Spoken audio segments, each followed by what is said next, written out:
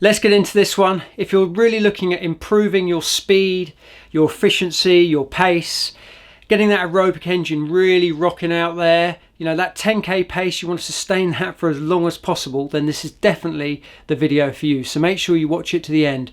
I'm 46 years old. I've been running now, well, geez, probably 15 years. I took on a coach. This is my second season with a coach, and he's crafted me some pretty cool training plans. And one of the parts of it which I never really used to pay much attention to is all about the speed.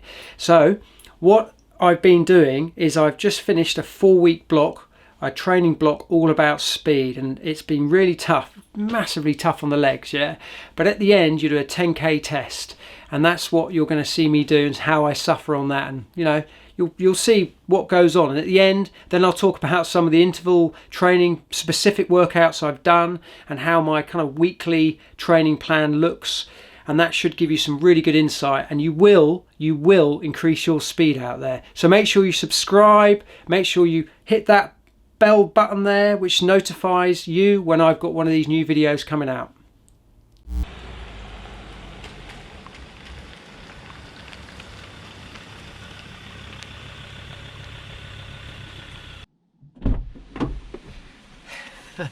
Nothing more than I like going running in this weather. It's absolutely peeing it down. It's windy. It's not that cold though, so there's a bit of positivity there. Today I have to do my 10k test, end of my speed training block. So quite excited to see what I'm going to do. I'm going to do the Guildford G3 course. So I'm going to do a 3k warm up, just really slow, nice and easy, warm my legs up. I'll come back to the car and then I will do my 10k hard run, which is G3 is like a local race, 10k race over Newlands Corner. It's about 1100 feet of elevation, so pretty tough, well, very tough at pace. So I'm gonna have a good go at that. So we'll see how I fare. Anyway, I'm gonna get ready for my run.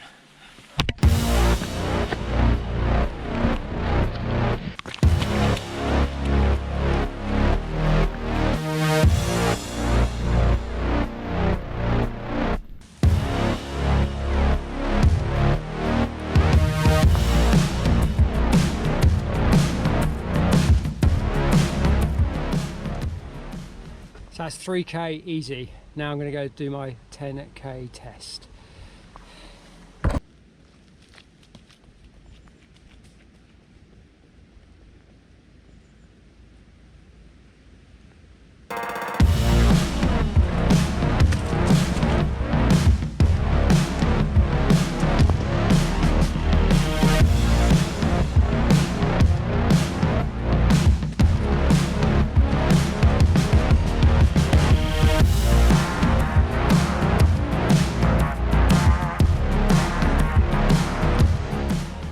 Right, okay, try and talk.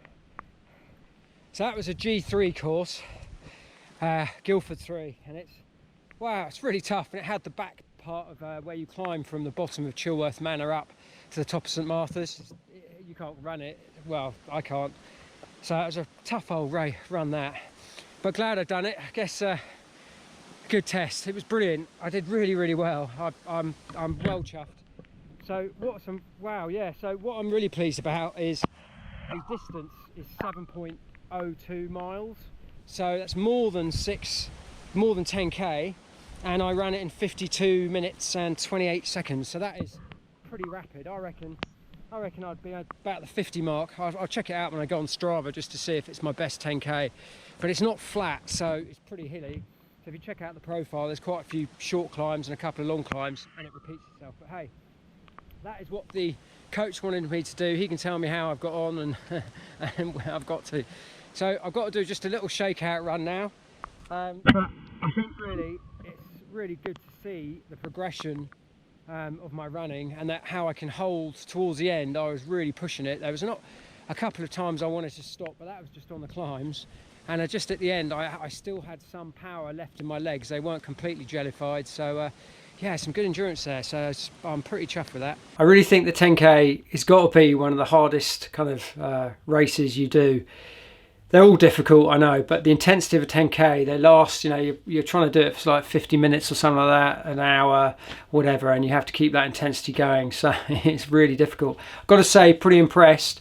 I looked at my time and then checked it out back in the February actual race results, and I would have come in. I would have come 10th. So it really shows. And the weather was bad. It was pretty muddy. So and there was no race kind of atmosphere. So I didn't have the sort of adrenaline going. But pretty good, eh? So it does show if you put this speed sort of intensity into your training plans that you can really get some great results. So let's first of all ask a quick question, because I'm intrigued to know how many of you out there do speed workouts within your training plan, your weekly training plan, or your training blocks. Be good to know. So if you do, comment fast, and if you don't, comment slow. Be pretty cool to see, just to get a gauge, because I never used to, so now I do, and I'm seeing some great results.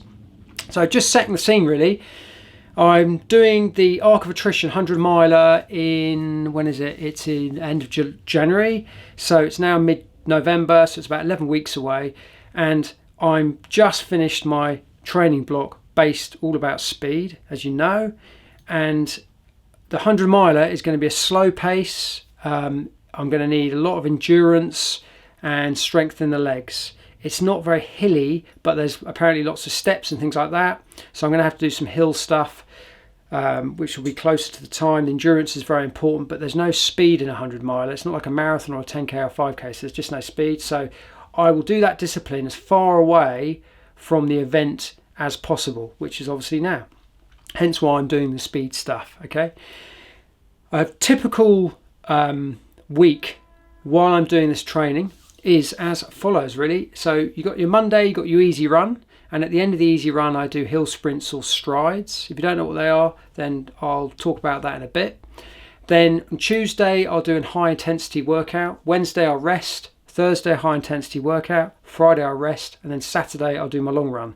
Obviously, life gets in the way and you can't always hit those kind of days, so don't worry if you do your long run on a Sunday or whatever. But if you can give your legs the sort of 24 hours to recover, then you can really do well at that workout. And you've also got to remember that this is really intense, so your legs will suffer. And if you feel like you're going to get injured or you're overdoing it, just stop, just relax, skip a day, recover. There's no harm in, in doing that, because you want to avoid injury. That is the key to it now, so that your whole training plan over the next sort of 12, 16 weeks, you don't get injured and that you don't miss weeks. Okay, very, very important. So as I said, the hill sprints after the easy run, that would be running up a steep hill for 10 seconds, really, really hard, and then walking back down and recovering. And then as the weeks go on, week 1, week 2, week 3, week 4, you build the intensity of all your workouts. Okay, so the first week, pretty difficult, but then just build that up. So on the 4th week, at the end of that 4th week, you're going to test yourself with a 10k, and that 4th week, take it slightly easier, because you got your 10k test. So you probably leave a couple of days, the Thursday and the Friday, if you're going to do it on the Saturday, just rest, right? So that's kind of it. It's a very low mileage week. Each week's low mileage. Low mileage to me is 25 to 35 miles. I usually run sort of 50. A high mileage week for me is about 60 miles. So these are low mileage, 25 to 35 mileage weeks, but very high intensity. If you're going to do it the other way round, you'd obviously do high mileage but low intensity. Okay, so you kind of get the idea, hopefully, of what's sort of going on. So there's a number of different workouts. Aerobic, there's anaerobic, and there is also fartlek workouts, which I do. Fartlek, basically, as you're doing the whole workout over an hour, for example, you're doing different speeds, mucking about. So the first one I like to do, well, all of them, you start off with a good warm-up. Okay, so you probably run 2 to 3k, and maybe at the end of that you might stretch slightly, but yeah, get that 20 minutes at the beginning of each run, each workout that is, get that warm-up going so your legs are feeling good, you're ready to go. Then you hit your intervals, then you hit that kind of high intensity.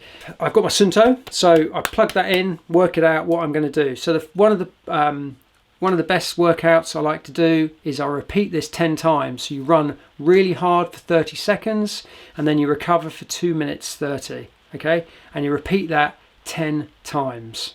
And then you then cool down, so you run for another 20 minutes, okay? That is your first high intensity. Now, the second week, you could then do same thing, 10 intervals, repeat this. So you do 45 seconds hard and you recover less. So you recover just for 2 minutes 15. Now that again is increasing that intensity.